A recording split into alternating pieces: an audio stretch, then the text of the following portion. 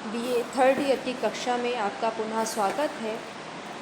गीता के द्वितीय अध्याय के अध्ययन क्रम को जारी रखते हुए अब हम 49वें श्लोक से अध्ययन प्रारंभ करेंगे। जैसा अब तक आपको स्पष्ट हो गया है कि भगवान कृष्ण यहाँ पर अर्जुन को युद्ध में प्रवृत्त करवाना चाहते हैं, उसकी प्रवृत्ति चाहते हैं, पूर्ण मनोयोग चाहते हैं, इसलिए उसे युद्ध कर्म करने के लिए प्रेरित कर रहे हैं। यहाँ पर वो पहले युद्ध के परिणामों के बारे में स्पष्ट करते हैं कि इसका परिणाम जय या पराजय के रूप में दोनों पक्षों को स्वीकार करना पड़ता है। इसलिए इसको अपना कर्तव्य मानते हुए युद्ध कर। पहले तो वो उसकी आत्मा की निस्संगता की बात करते हैं कि आत्मा नित्य है, इसलिए उसके बारे में अधिक विचार करने की आवश्यकता नहीं है। फिर इसको वो कर्म योग के माध्यम से समझाते हैं कि मनुष्य कर्म किए बगैर नहीं रह सकता, मनुष्य का जीवन कर्म के लिए ही है, उसको समर्पित होना चाहिए। कर्म किस प्रकार करना चाहिए तो उसका परिणाम, उसका फल उसे प्राप्त ना हो अथवा उसमें उसकी आसक्ति नहीं हो, तो जो भी उसे प्राप्त होगा उसको वो सहज भाव से स्वीकार करेगा। इसीलिए जब हमने कल पढ़ा कर्मण्येवाधिकारस्ते, तो वहाँ वो इस बात को स्पष्ट कर देते हैं कि मनुष्य का अधिकार केवल कर्म में है, उसको निरंतर कर्म करते जाना है। यहाँ पर ये शंका हो सकती है कि मनुष्य को यदि फल का लालच ना हो, लोभ ना हो, तो उसकी कर्म के में प्रवृत्ति नहीं होगी, वो कर्म करना ही नहीं चाहेगा। इसलिए उसको वो सावधान करते हैं कि नहीं, कर्म तो तुझे करना ही पड़ेगा, केवल तू उस फल के कारण मत माँ कर्म फल हेतुर्भु, कर्म फल का कारण मत बन, और अकर्म में तेरी आसक्ति नहीं होनी चाहिए। इस बात को हमें स्पष्ट रखना है। एक प्रकार से ये हमारे लिए प्रेरणा का कार्य करता है कि किसी भी क्षण यदि हमें लगे कि नहीं, अब मेरे से नहीं होता, तो गीता के ये वाक्य हमें प्रेरणा देते हैं कि अकर्म में हमारी आसक्ति कभी नहीं होनी चाहिए। हमारी जो सामर्थ्य है, हमें उतना कर्म हमेशा करते रहना है। इससे हमारा जीवन के प्रति उत्साह भी बना रहता है और दूसरों के लिए हम मार्गदर्शन का भी कार्य करते हैं।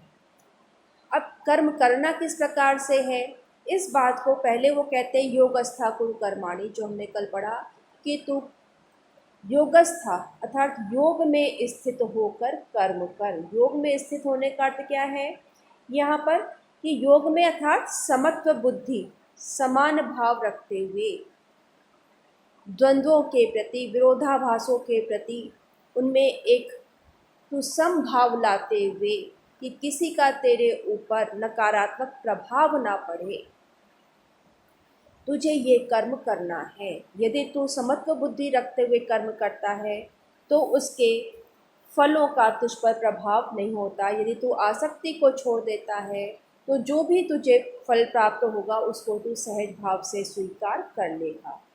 और इसका लाभ क्या होता है उसको वो यहाँ बता रहे हैं कि दूरेण ही अवरम कर्म बुद्धि योगा धनंजया बुद्धौ शरणम अन्विच्छ कृपणा फल हेतवा।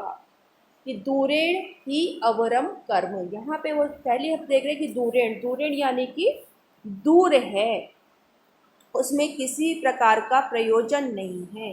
यहाँ दूरेण आया है अत्यंत के अर्थ में। कहते हैं कि कर्म कैसे है, अवरम। कैसे है ये कर्म, ये अवर है अर्थात तुच्छ है। कैसे हैं, किसके सामने, बुद्धि योगात। बुद्धि योगात अर्थात बुद्धि योग से यदि तेरे अंदर समत्व बुद्धि का उदय हो गया है, तो समत्व बुद्धि से जब तू कर्म करता है तो ये कर्म जिसे तू सकाम भाव से यदि करना चाहता है तो सकाम भाव अत्यंत तुच्छ हो जाता है। जब हम कहते हैं कर्म अवकर्म, तो वहाँ उसका तात्पर्य है कि वो कर्म अत्यंत तुच्छ हो जाते हैं। यदि तू समत्व बुद्धि का आश्रय लेता है तो सकाम कर्म तेरी दृष्टि में अत्यंत निम्न श्रेणी के हो जाएंगे। इसलिए हे धनंजय, बुद्धौ शरणम अन्विच्छ, तो बुद्धि की शरण में आ। बुद्धि कौन सी? समत्व बुद्धि।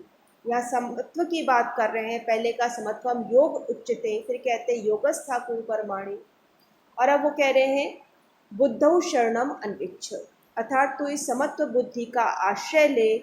कृपणा फल हेत्वा, जो फल के कारण हैं, जो फल के कारण कर्म में प्रवृत्त होते हैं, सकाम कर्म में प्रवृत्ति जिनकी होती है, वो कैसे होते हैं? कृपणा। कृपणा अर्थात अत्यंत दीन होते हैं। उनका जो मानसिक धरातल है, जो उनका मानसिक स्तर है, वो अत्यंत कृपण स्वभाव का अर्थात अत्यंत तुच्छ होता है। जब हम कोई भी कार्य, इसको हम इस प्रकार से समझ सकते हैं कि जब हम कोई भी कार्य आनंद पूर्वक करते हैं, जहाँ पर हमारा किसी भी प्रकार का लोभ नहीं है, उसमें आसक्ति नहीं है, तो उन कर्मों को करने, अर्थात जब हम सामाजिक, मान लो सामाजिक कल्याण हेतु किसी कार्य में प्रवृत्त होते हैं, किसी को प्रसन्न करने हेतु यदि हम कोई छोटा सा भी कार्य करते हैं, तो वहाँ पर जो हमारे मानसिक परितोष है, जो हमारे अंदर आनंद का भाव है, वो हमको पूरे समय प्रफुल्लित रखता है। तो इस प्रकार से जो प्रफुल्लता का भाव है तभी आता है जब उस कर्म में हमारी आसक्ति नहीं होती, तो उसको करने का जो संतोष हमारे मन में है, किसी को कुछ देने का भाव है, वो हमारे अंदर उत्पन्न होता है, और इस प्रकार से उन कर्मों का फल जो भी है, हमारी आसक्ति उसमें समाप्त हो जाती है। इसी बात को ध्यान में रखते हुए बीए में अब आनंदम इस विषय को मान्यता मिली है। एक नया कोर्स इंट्रोड्यूस हुआ है इस सेशन से, जिसमें वो कहते हैं कि प्रत्येक दिन आप कोई एक अच्छा कर्म करें और उसको आप अपनी नोटबुक में इंडोर्स करें। तो यहाँ आनंद का भाव है कि जब हम बगैर स्वार्थ के दूसरे के लिए कुछ कर्म करते हैं, तो वो हमें जिस प्रकार से एक संतोष प्रदान करता है, हमारे अंदर जो प्रसन्नता है वो प्रकट होती है, उससे हमको जो अच्छा लगता है, कुछ अच्छा करने से हमारा मन भी प्रसन्न होता है, हमें एक आत्मिक तोष का अनुभव होता है। उस संतोष का भाव व्यक्ति के अंदर प्रकट हो, यह सरकार का उद्देश्य है। इसके बारे में विस्तृत चर्चा आपसे अलग से की जाएगी, लेकिन यहाँ गीता के संदर्भ में ये बात कह सकते हैं कि गीता हमें कर्म करना सिखाती है कि किस प्रकार से हम केवल अपने तक सीमित नहीं रहे, हम जो भी कर रहे हैं वो समाज की दृष्टि से, परिवार की दृष्टि से, देश की दृष्टि से, राष्ट्र की दृष्टि से उसका कल्याण ध्यान में रखते हुए जब हम किसी कर्म में प्रवृत्त होंगे, तो वो कर्म हमारे उदार हो जाएंगे, हमारा मानसिक धरातल ऊपर उठेगा, और वो एक प्रकार से हमारे व्यक्तित्व का विकास करने में महत्वपूर्ण भूमिका निर्वाह करता है। अतः हमें कर्म इस प्रकार से करने चाहिए जिसमें हमारी आसक्ति नहीं हो, केवल देने का भाव है। यहाँ यही बात प्रकट होती है। बुद्धि युक्तो जहाति ही, यहाँ पे फिर मुझसे टाइप करने में थोड़ी गलती हो गई है, तो बुद्धि युक्तो जहाति ही उभे सुकृत दुष्कृते तस्मात् योगाय योजस्व योगः कर्मसु कौशलम। बुद्धि युक्तो जहाति ही, बुद्धि युक्तो अर्थात इस समत्व बुद्धि से युक्त होकर जब कोई कर्म करता है, तो वो अपने सुकृत दुष्कृते, अपने सुकृत अर्थात पाप, अपने सुकृत अर्थात पुण्य और दुष्कृत अर्थात पाप दोनों को अर्थात इसी संसार में जहाती छोड़ देता है, त्याग देता है। अर्थात ना तो उसको पुण्य का फल मिलता है ना पाप का, वो जो कुछ भी है वो एक प्रकार से सहज भाव से उनका भोगता तो होता है, लेकिन उसका प्रभाव उसके संपूर्ण विचारों पर नहीं पड़ता, उसकी मानसिकता पर नहीं पड़ता, इसलिए वो अपने पुण्य और पाप दोनों से ही मुक्त हो जाता है। तस्मात् योगाय युज्यस्व, इसलिए हे अर्जुन तू योगाय, इस योग के लिए, इस समत्व बुद्धि के लिए युज्यस्व, चेष्टा कर। यहाँ कहने का भाव है कि तेरा जो भी कर्म है, तेरे जो भी प्रयत्न है, वो इस समत्व बुद्धि को प्राप्त करना है। अर्थात तू यदि युद्ध में प्रवृत्त हो रहा है तो ये निश्चय करके कि मेरा ये कर्म धर्म की रक्षा के लिए है, राष्ट्र की रक्षा के लिए है, नीति की रक्षा के लिए है, इस प्रकार का विचार करके तू इस युद्ध में सन्नद्ध हो। और इस प्रकार से जब तू युद्ध करेगा तो उस युद्ध का परिणाम से तू प्रभावित नहीं होगा। इससे जय मिले पराजय मिले, वो सब कुछ इसी संसार में छूट जाएगा। और ये कर्मों में कुशलता, कि हम कर्म को किस प्रकार से, योगः कर्मसु कौशलम, अर्थात कर्मों में कुशलता, कर्मों में कुशलता कि हम कर्म को किस प्रकार से करें, संपादित करें कि उनका फल हमें प्राप्त ना हो। प्राप्त ना होने से तात्पर्य यहाँ पर है कि हम उसका संचय ना करें, हम केवल इसलिए ना करें कि मुझे जीतना ही है। हम दोनों बिंदुओं का, दोनों पक्षों का, दोनों भावों का ध्यान करते हुए कि कुछ भी हो सकता है, हम अपने कर्म में प्रवृत्त हों, पूर्ण मनोयोग से हों, ये कर्मों में कुशलता ही योग कहलाती है। अर्थात यहाँ कहना क्या चाहते हैं कि जो मुमुक्षु है, जो मोक्ष चाहने वाला है, वो सब प्रकार से अपनी जो उसकी समत्व बुद्धि है वो परमेश्वर की बुद्धि के साथ संयुक्त होकर उन शास्त्र में जिनका विधान किया गया है ऐसे हिंसात्मक कर्मों को करता हुआ भी उसका जो मानसिक संस्कार है, अर्थात जो उसका शुद्ध चित्त है, शुद्ध अंतःकरण है, उससे जब वो आत्म साक्षात्कार करता है तो उन शुभ और अशुभ कर्मों का वो नाश कर देता है, उनको समाप्त कर देता है। अर्थात यदि वो कोई हिंसक कर्म कर भी रहा है किंतु उसको ये ज्ञान है कि मैंने ये कार्य इसलिए मैं इस उद्देश्य से इस कर्म में प्रवृत्त हुआ था, तो उसका चित्त यहाँ पे कलुषित नहीं हो रहा, उसका चित्त संस्कारित है, परिष्कृत है, शुद्ध है। तो शुद्ध अंतःकरण वाला व्यक्ति कभी किसी पाप का भागी नहीं होता। लोक व्यवहार के लिए हो सकता है उसे कुछ हिंसा भी करनी पड़ जाए, कुछ अप्रिय निर्णय भी लेने पड़ जाएं, किंतु जब तक उसका मन शुद्ध है, उन कर्मों का भोक्ता वो उस प्रकार से नहीं होता, उसके चित्त का संस्कार हो जाता है और वो उस पाप और पुण्य से परे की स्थिति में चला जाता है। अर्थात वहाँ पर उसके लिए पाप और पुण्य दोनों का कोई महत्व नहीं रह जाता, उस केवल कर्म करने के लिए ही कर्म करता है। अब आगे वो कहते हैं कर्मजं मुक्ति युक्ता ही फलम त्यक्त्वा मनीषिणा जन्म बंध विनिर्मुक्ता पदम गच्छन्ति अनामयम्। कर्मजं बुद्धि युक्ता ही फलम त्यक्त्वा मनीषिणा, मनीषिणा अर्थात जो मनीषी व्यक्ति है, जो ज्ञानी व्यक्ति है, मनीषा जिनके पास है वो मनीषी, मनीषा माने बुद्धि, तो बुद्धि किसके पास है, ज्ञानी के पास। तो ज्ञानी व्यक्ति जो है, कैसे ज्ञानी व्यक्ति, बुद्धि युक्ता, जो समत्व बुद्धि से युक्त हैं, ऐसे ज्ञानी व्यक्ति कर्मजं, कर्मजं अर्थात कर्म से उत्पन्न होने वाले, कर्मात् जायते, तो कर्म से उत्पन्न होने वाले फलों का परित्याग करके जन्म के बंधन से मुक्त होकर अनामयम पदम गच्छन्ति, अनामय निरामय पद को प्राप्त हो जाते हैं। निरामय अर्थात जहाँ पे किसी भी प्रकार की कोई विकृति नहीं है, उस परम पद को प्राप्त कर लेते हैं।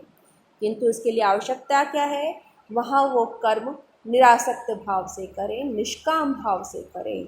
जब वो कामना रहित हो जाएंगे तो वो जो भी फल कर्म कर रहे हैं उसको फल का त्याग कर देते हैं, उसको छोड़ देते हैं, और जब हम फलों में आसक्ति छोड़ देंगे, फल में हमारी कामना नहीं रह जाएगी, तो जन्म और मरण का जो बंधन है उससे भी हम मुक्त हो जाएंगे। तो जो बार बार हमारी यात्रा संसार में आने और जाने की चलती रहती है, उससे भी हमारी मुक्ति हो जाती है। और फिर वो कह रहे हैं, यदा ते मोह कलिलम बुद्धिर्व्यतितरिष्यति तदा गंतासि निर्वेदम श्रोतव्यस्य श्रुतस्य च। यदा ते बुद्धि मोह कलिलम व्यतितरिष्यति, कि जब तुम्हारी ये बुद्धि है, कैसी बुद्धि, जो मोह कलिलम, मोह से अर्थात मोह माने यहाँ है आसक्ति, तो उस आसक्ति कलिलम उसके दलदल में, तो आसक्ति रूप या मोह रूपी दलदल को व्यतितरिष्यति बिल्कुल पार कर जाएगी, उससे उत्तीर्ण हो जाएगी। तदा तब गंतासि निर्वेदम, निर्वेदम गंतासि, तो निर्वेद अर्थात शांति को प्राप्त हो जाएगा। यहाँ पे हम निर्वेदम से तात्पर्य है कि उसकी वेदना से ही रहित हो जाएगा, शांति को प्राप्त हो जाएगा। और श्रोतव्यस्य श्रुतस्य च, और जो कुछ भी सुनने योग्य है, श्रवण करने के योग्य है, वो क्या हुआ, श्रोतव्य। तो जो कुछ भी श्रवण करने के योग्य है, उस परम तत्व को तू सुन सकेगा, अर्थात वो तेरे समझ में आ जाएंगे जो कुछ भी तूने सुना है। तो जो कुछ भी सुनने योग्य है वो सब तेरे अनुभव का विषय हो जाएंगे, उन सब का तो आत्म साक्षात्कार करेगा, उसके तो अपने इस स्तर पर अनुभूति कर सकेगा। इसलिए तो निष्काम होकर कर्म कर, अर्थात निष्काम भाव से कर्म कर। तो यहाँ इस लेकिन उसके लिए आवश्यक क्या है कि मोह कलिलम, कि जब तुम्हारी बुद्धि मोह कलिलम, मोह रूपी कलिल, अर्थात मोह कहते हैं हम जब हमारे आँखों पर किसी का पर्दा पड़ा हुआ हो, किसी के रूप का पर्दा पड़ा हुआ हो, तो हम कहते हैं मोहित हो गए। तो जब इस फल में जो हमारी आसक्ति है, जब हमें इस बात का ज्ञान हो जाएगा कि वास्तव में तो मनुष्य मोक्ष का अधिकारी है, उसे इस न पाप तो नहीं करना चाहिए, तो पुण्यों का संचय भी नहीं करना चाहिए, क्योंकि वो पुण्य हमें निरंतर इस संसार में लाने का कारण बने रहेंगे, तो वो उस कर्म से उत्पन्न होने वाले बंधन को भी छोड़ देता है। तो जब वो पुण्य का संचय भी करना छोड़ देगा, तब वो निष्काम हो जाएगा, और निष्काम होने पर बुद्धि मोह से परे देखने का भाव उसमें आ जाता है, मोह से परे हो जाती है, उत्तीर्ण हो जाती है। तो इस प्रकार से उस स्थिति में तू शांति को प्राप्त कर लेगा, और जो कुछ भी सुनने योग्य है, जो कुछ भी तूने सुना है, उस सुने हुए और जो सुनने योग्य है, उन दोनों को ही तू इस लोक से संबंधित मान करके उनके प्रति तेरे मन में वैराग्य का उदय हो जाएगा। अस्तु, आज के लिए इतना पर्याप्त है।